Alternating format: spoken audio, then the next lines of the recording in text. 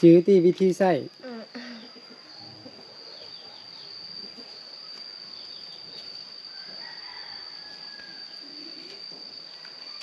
ถ้าไปไกลนี่ใส่อยู่เนาะเนี่ย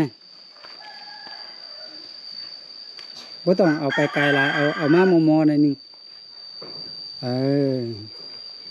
ใส่ตัวนี้โอ้เฮียนยางตลอดบ่เดียวก็เป็น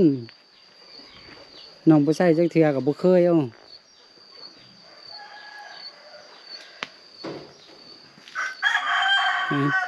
ก็ได้อยู่แต่ว่ามันฮักกันก็คือว่าแล้วฮักซ่านะพ่อแม่พี่น้องเนาะก็บ่เป็นหยังก็ดีกว่าคานเนาะเอายางไปพุ่นเบิ่งเฮียนยางโอ้บ่ยางจักเทื่อบ่เป็นเลยเอามามอนี่เด้อบ่ต้อง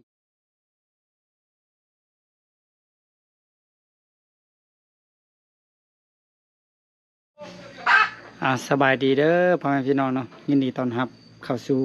ช่องของบาวลีอีกคือเก่าคือเดิมเนาะยังอยู่กับน้องปาลีสบายดีปาลีสบายดีเด้อยังกินขนมอยู่บ่อยากกินข้าวแล้วมื้อนี้เนาะเดี๋ยวต้องนั่งเลยนะคุณพ่อเดี๋ยวไอจิเมียนเครื่องให้เด้อคนเครื่องเข้าไปให้น้องปาลีก่อนเพราะว่าน้ำนี่มันหนักเนาะน้องจะเอาไหนไปว้าวอย่างเลยเอาเท่นั่นเอาน้องสิไปจะได้ซ้ำเฮ็ดนั่นได้ไปเนี่ยถุงยางเอามักไม้ใส่นี้ในมักลำไยซ้ำขนมเนาะ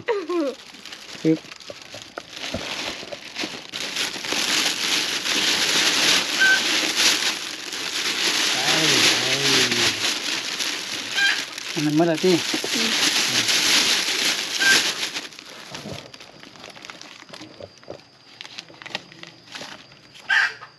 ไปนำทางไปไว้บนใดเครื่อง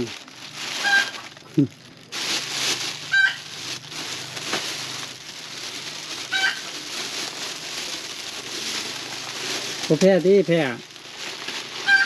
เอาไปเท่าน้อยโอ้เอาไปลายบุแพ้เลย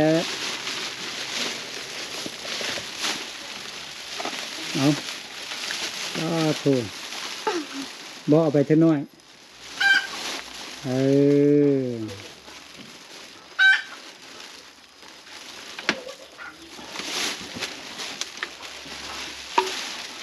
ปึ๊บ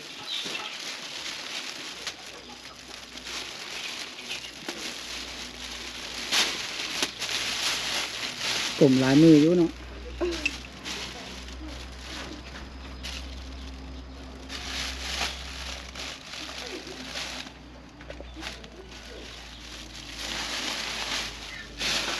โอ้เห็นแบบนั้นไป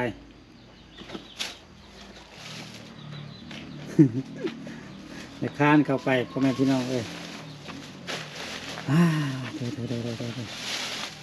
นักนวลพ่อแม่พี่น้อง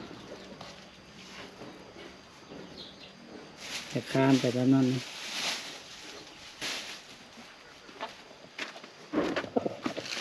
เอาไว้ใส่มาเอาไปเตียงอยู่ที่เอายังน้ำเนาะน้ำนี่ฮะบ่แม่น้องมาเอาน้ำนี่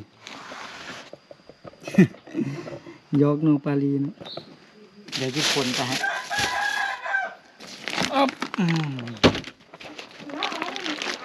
ฮะ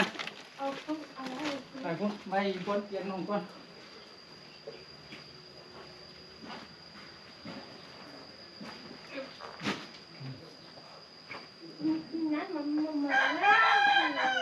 กินน้ำมันมืดกินมันมืดกินมันหลายใบหลายมือเขาเนอะ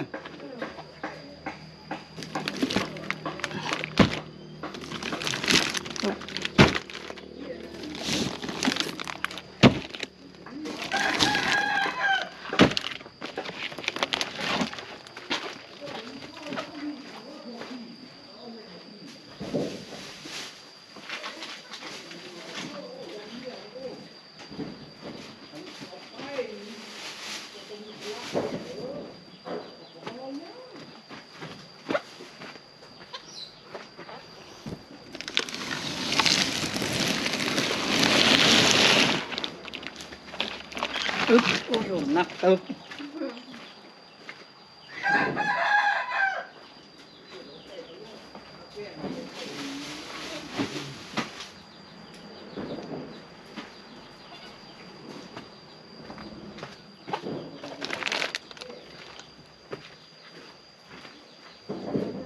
ฮะ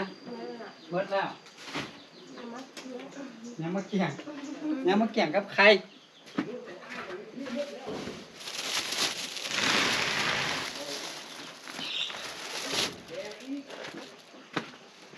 เอาไว้ใส่นี่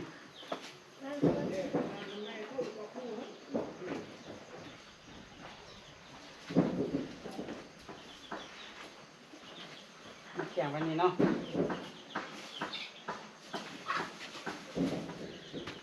โอเคพ่อแม่พี่น้องตอนนี้เฮาก็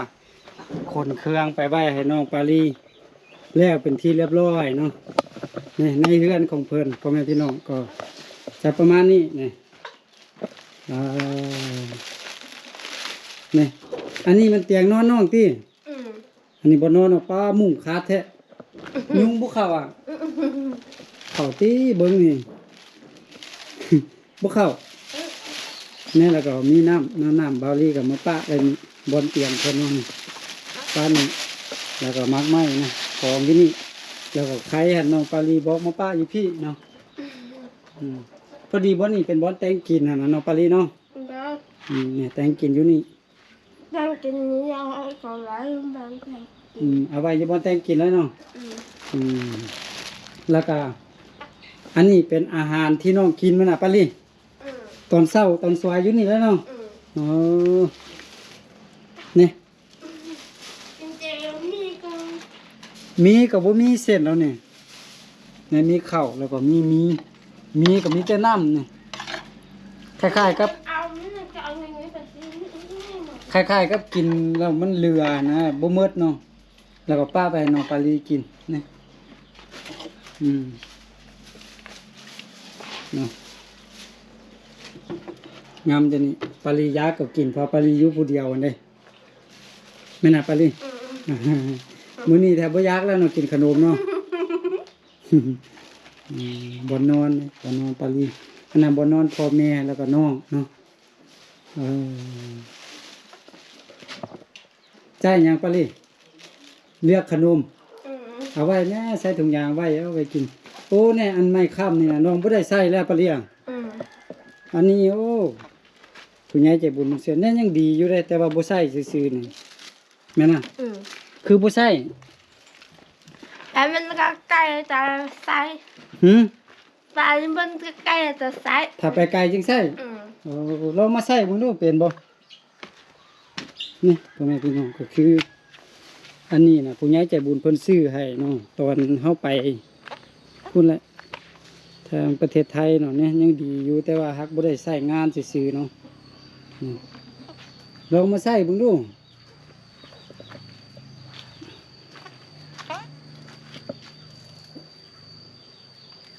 เอาไว้ก่อนแม่ขนมน่ะยองไว้นี่ก่อน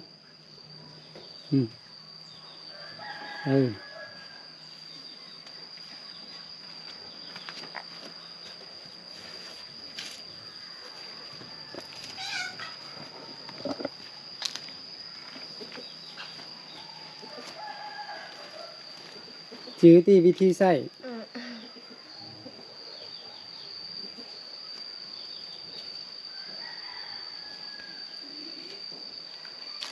ถ้าไปไกลนี่ใส่อยู่เนาะ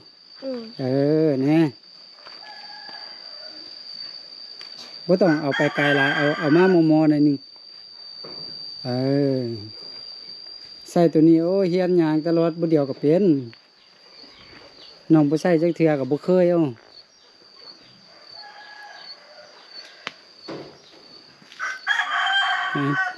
ก็ได้อยู่แต่ว่ามันฮักกันก็คือว่าแล้วฮักซ่านะพ่อแม่พี่น้องเนาะก็บ่เป็นหยังก็ดีกว่าคานเนาะเอายางไปพุ่นเบิ่ง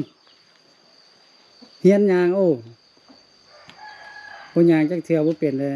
เอามามอนี่เด้อบ่ต้องไปไกลบ่ต้องไปไกลแล้วเนาะมาประมาณเดี๋ยวมาประมาณนี้ประมาณนี้พอแล้ว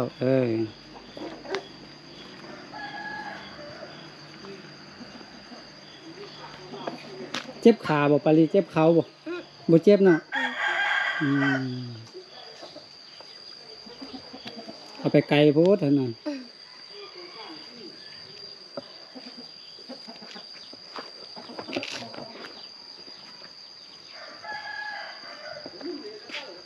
ใส่ตัวนี้โอ้ไปมาสบายปาลีใส่ตลอดมันก็เคยถ้าบ่ใส่ตลอดบ่ใส่จักเทื่อมันก็บ่เคยแม่นนะ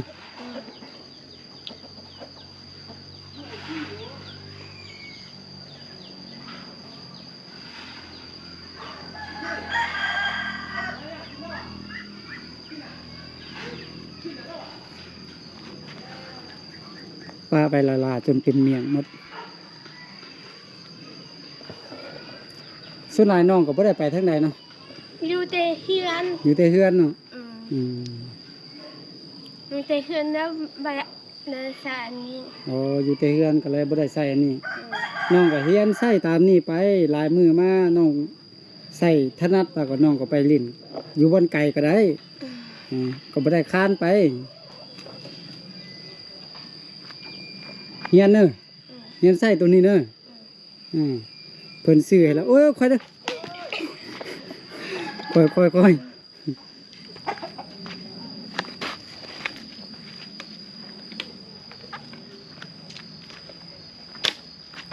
เจี๊ยบบ่เอานี่บ่เจี๊ยบบ่เจี๊ยบอ่ะบ่เจี๊ยบอืม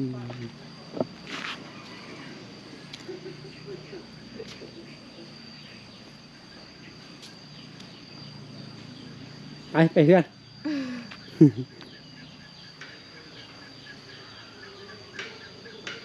ค่อยเนี่ยค่อยไปเท่าน้อย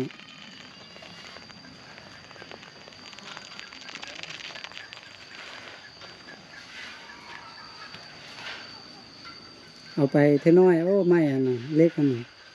เอาไปไกลลายกับไปยากเมื่อยอ่ะปาลีบ่เมื่อยหากบ่คล่องแคล่วเนาะ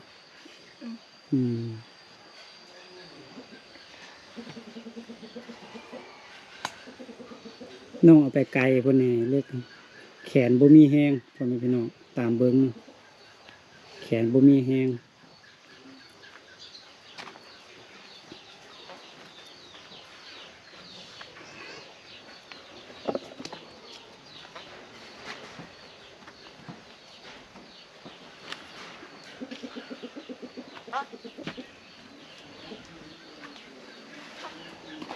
ไปในเฮือนเลยอาจสิกลับแล้วอาจกลับก่อนเด้อ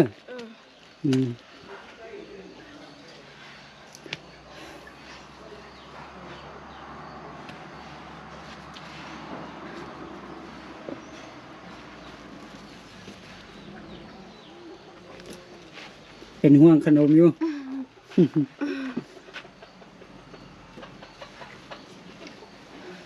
อาจกลับก่อนเด้อมื้อนี้นะ เลย ที่ได้กลับก่อนพ่อแม่พี่น้องเอ้ย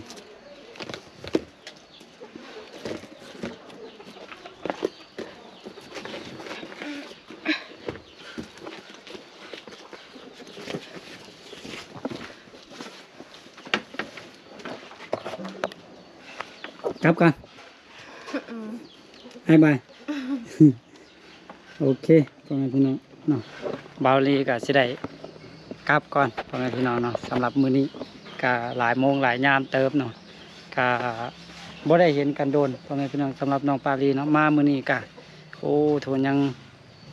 นักอยู่เนาะยังคือเก่าพอน้องบ่ได้ฝึกบ่ได้หยังอันนั้นเนาะก็เลยว่า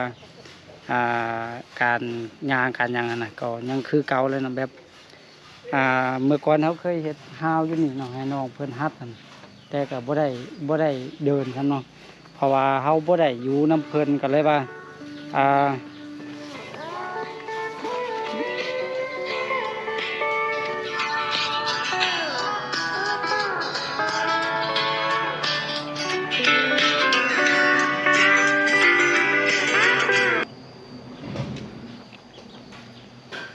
บ่ได้อยู่น้ำเพิ่นเนาะก็เลยว่าเพิ่นก็บ่ฮัดบ่หยังเลยเนาะก็ทิ่มไปละลาเนาะเสียดายเนาะพ่อแม่พี่น้องเสียดายก็มีผู้ใหญ่ใจบุญเพิ่นให้โอกาสแต่ว่าสิเฮ็ดแนวใดส ที่ว่านั่นแหละพ่อแม่พี่น้องแบบอ่า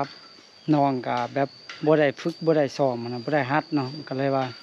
ต้องเป็นแบบนี้อยู่ตลอดเนาะบ่สร้างชีวาเนาะพ่อแม่พี่น้องก็เฮาก็อยากช่วยเต็มที่แล้วเนาะเฮาก็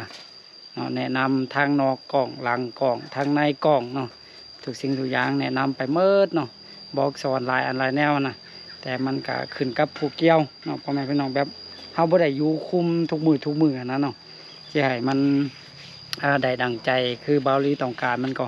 เป็นไปได้ยากเนาะอันนี้เฮาก็บ่เห็นกันหลายปีเติบเนาะประมาณปีปลายบ่เนาะบ่ได้มาหาน้องรัดน้องปาลีเนาะน้องรัดกับน้องปาลีอยู่ห่างกันเติบเลยพ่อแม่พี่น้องพออยู่คนละเมืองเนาะ